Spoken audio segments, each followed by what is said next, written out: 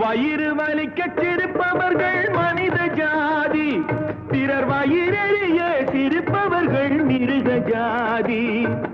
மனிதன் என்ற போர்வையில் மிருகம் வாழும் நாட்டிலே